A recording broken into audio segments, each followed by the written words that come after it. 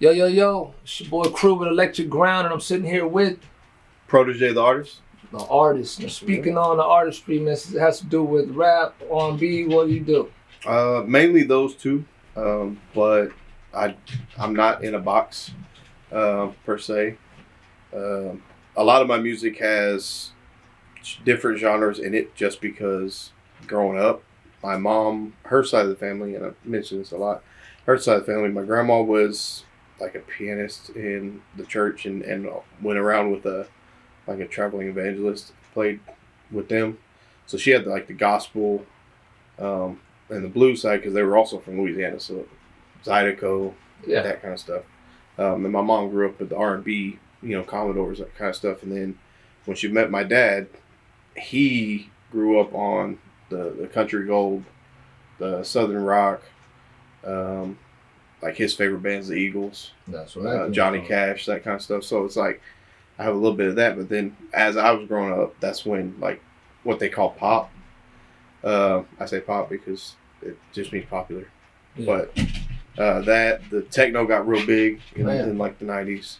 And then, it converted to EDM and everything. So I got a little bit of everything. And my brother, really, when I was growing up, he introduced me to like, I already knew about it, through TV and all that. But my brother was the one that introduced me to, the Freestyle Kings and SUC and all that.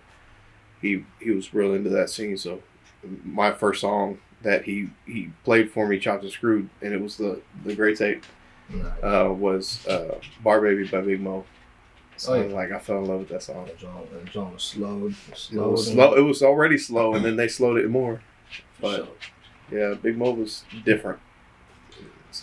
So that's what got you into it on the history. When did you start making music? I started really young, but I wasn't focused on it. I've always been an artist in general. So I thought I was going to go to school for either sketch art or like charcoal or something, or go into advertising, like making like the advertising posters because my parents put me in a lot of private lessons of art. I was really good at like freehand drawing. Nice. But then the older I got, I was like, am I going to make money? I've always had money in the back of my mind. I'm not money driven, but it's like, am I going to make money doing this, or is it just for fun? So she put me in private lessons, and then when I got in high school, I actually got, it's weird how they do it, but I got first place in like a charcoal self-portrait, but it wasn't like first place like grand champion, I guess, because they were like multiple people can get first place, but you don't actually get the first place. Different tiers. And I was like, I don't know what that means, but all right. Yeah. And I think the reason is it just wasn't in color. I didn't know you had color charcoal. I thought it was just black and white. Yeah, me too. But no, there's different types of charcoal. So I was like, oh, well, if I would have known that, I would have used color. But I thought I was going to go that route. This was in high school, senior year. And then I was kind of just thinking about it, and I was like, you know what, I got to choose something. And I chose to do music. But while I was doing the art stuff, I was dabbling in FL Studios and just messing around with it. And then I was like, you know what, I love this more. I can probably make more money doing this. And it's something that's in me. I've always been singing or dancing or something when I was young. So my dad bought my first drum set when I was 5. Then bought my first guitar when I was like 7 or 8. So Gotcha. I mean, I've always been in music. Always loved to sing. Even though when I was younger, I had really bad stage fright and I couldn't sing. But as I worked my vocal cords, it got better. So.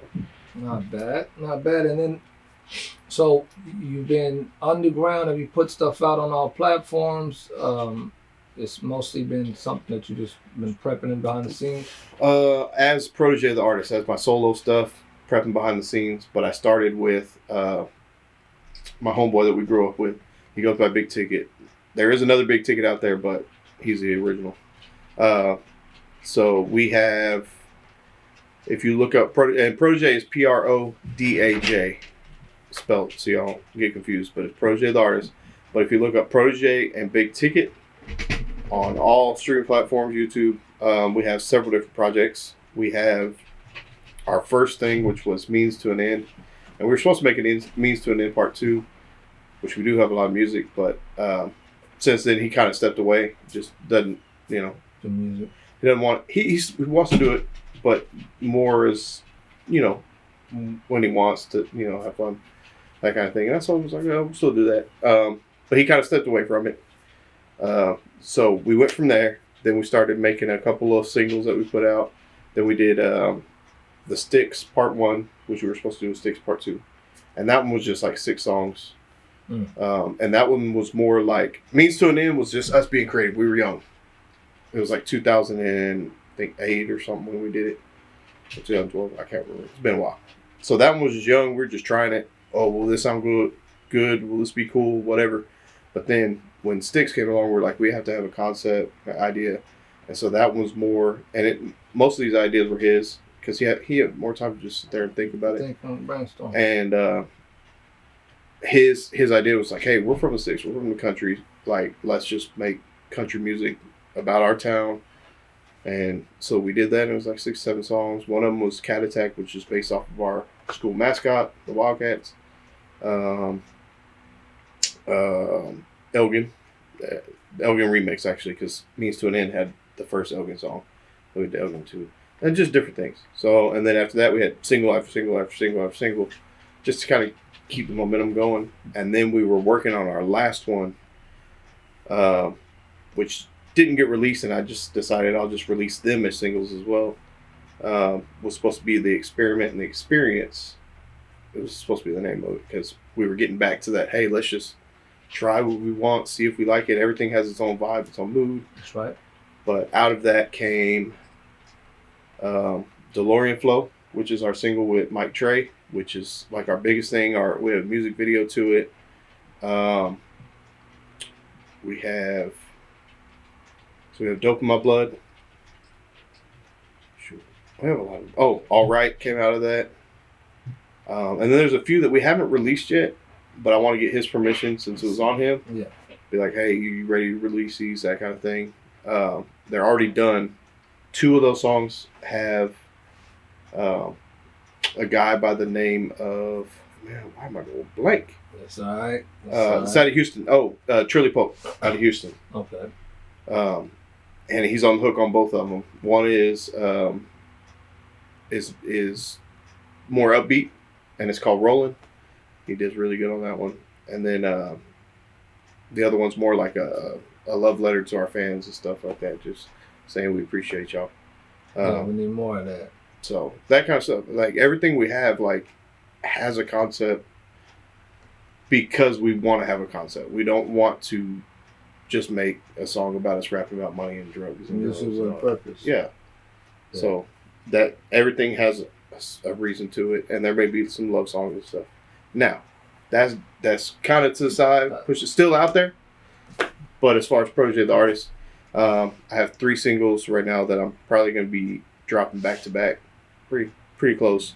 The first one is an R&B joint called Early Mornings. Pretty much just saying how, from my experience, I tend to make love to the early morning, if you know what I mean. Yeah. So it's like, it's really a love song. There is some rap into it, but it's really a love song and a very respectful one. That's right. So we go to that. Drop them back to back, you say? Back to back. I'm trying to figure out which one's going to be my next one, and they're all on my TikTok of just little samples of it. Another one is Superfly, which is it's more of a melodic. It is going to be rap, but the hook's melodic. Yeah. And it's just me just talking my shit, just saying how fly I am. And then the third one is something that I'm trying to pitch to the Bricks in Austin, if I can get it right. And it's just me. It's a verbal exercise, so it's me just showing like my lyrics. This is your range. Yeah, that's right. So I want people to know, like, hey, I can do R&B, I can do something in the middle that's more pop, and I can also throw some bars out. So Sure. I don't want people to stick me in a box. And who knows, I may end up coming out with a rock song. Who knows? That's what we need. We need that versatility. Like and I think that's why people love people like Jelly Roll, because people don't realize like he started out doing some hard stuff, and then he slowly like made his way toward country. Like I don't, this is good music's good music. Yeah, that's right. It speaks to different people. So, yeah, I saw those. You got those back to back collaborations. You heavy on. You don't shy away from those, which I think is dope because, I mean, you can pick up things from people, and then you dish off things on people, and that way they learn. They just see what that experience looked like, tweaking the game, just the experience, So I think that's good, and that ties also with the magazine being music and art. That's a whole collaboration anyway on a monthly basis, as well as for the conference that we have every year. And then you've been able to fit in different genres, like it works. Crowd and fan base ends up being super diverse. So, do you have a specific message that you like to put in all your songs? Overall message to the people listening. Overall, honestly, I haven't thought about it, but overall, if I'm thinking about what I've done, it's really just being you. And try to make something for yourself personally, but hopefully you're making something that, because everybody kind of goes through similar things that you go through. So if you can make something that's deep and impactful, it'll help people in the long run, instead of just making something that's materialistic that's going to be a fad and it's just going to fade away. That's right. So make sure it's some of the best songs. Yeah, some of the best songs out there that are classics. If you listen to it, they're really good. They're going through something. Just think about One Mic by Nas. That's it. I mean, that's what it turned into. So My Block by Scarface. I mean, I can keep going down the list. That's like, yeah. Now, things to come. I know you're trying to do the back-to-back singles, but another album coming out. You thinking about even a performance later on this year, but the year just starting out? I plan on getting multiple performances. I have one is I want to thank you for allowing me this opportunity and the magazine, which honestly I didn't even know about, but I'm gonna follow it now and definitely push it out there. Didn't know until 10 minutes ago. Yeah, that's all. Hey, no, but it's good. Like anything, yeah. Like, and vice versa. I'm really big on TikTok, so there's people that you'll see me share their stuff. I'm that kind of person. If I think it's dope, I'm gonna share it. Yeah. I'm not gonna even ask questions. Like, people aren't gonna have to ask me, "Hey, share this." If I like it, I'm gonna share it. Yeah, it's a natural reaction. And so, because I think, especially if it's a good message or it's a good something, it's like, if I like it, somebody else is gonna like it. Clearly, yeah. But yeah, to go back to the question, I will do a couple singles, and then I probably will work on. It'll probably be like a little EP or something, just a little 6 songs or something, just to get it out there. But not a full-blown album just yet, because I am trying to get my fan base. And then I have a management company that I'm working with, Liquid Sounds, that they've been dropping me a lot of performance opportunities. Yeah. I just haven't reached out because I want to have that content. Already, yeah. Because I have old content, but it's kind of hard performing a song when you're only on half of the song.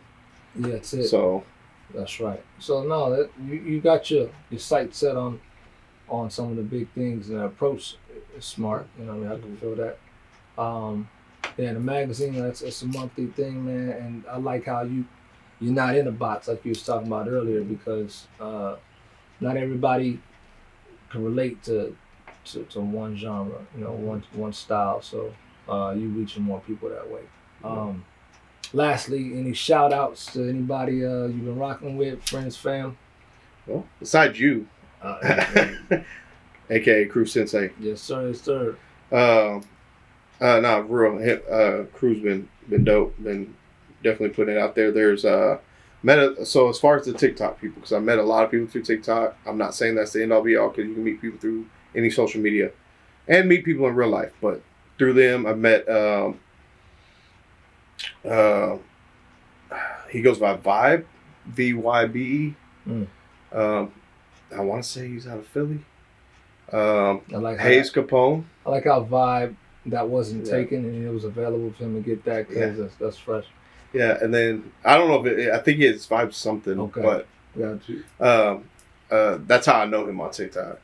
And then Hayes Capone out of New York. They got actually he's pretty dope. And Hayes, I'm gonna get you on a song. I just want it to be the right one because y'all crazy. Uh, so Hayes, I got. I know his songs work, but I'm trying to think. Legacy is what he goes by. Gotcha. Legacy Foster. And so that's the three main. And I apologize if I'm missing a few of y'all.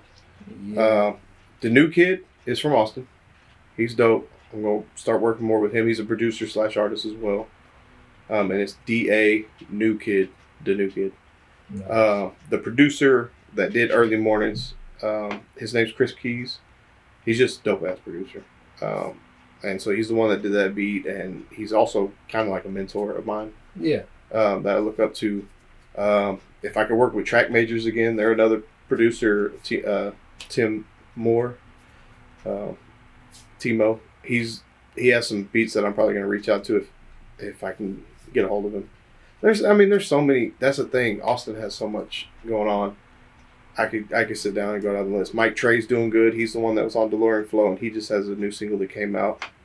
His whole group, or his whole little conglomerate that he's with, which is College of Hip Hop Knowledge, has him, Big Mike, Avita, Tall Kyle. I mean, they can go down the list. Culprit. Boys are doing it. And and they're doing it, and they have a what do you call it? Where they play every week. Every month at the same place. I forgot what they call it. Residency. They have a residency at Independence Brewery every second Friday of the month. That they do that, and they did have a third Friday of the month at another bar in town, but I'm not sure if they still have that one. But they really they've been in the Austin Chronicle. They're pretty much everybody from that group is an official South by Southwest artist.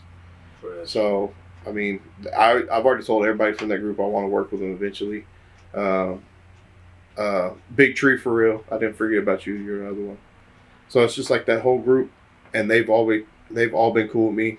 Kind of took me under their wing, and I'm hoping eventually to either be a part of that conglomerate or at least be affiliated. Yeah, most because they're really cool people, and they always drop cool stuff. So, and surrounding yourself with people who have a mission and they're focused. I mean, it spreads.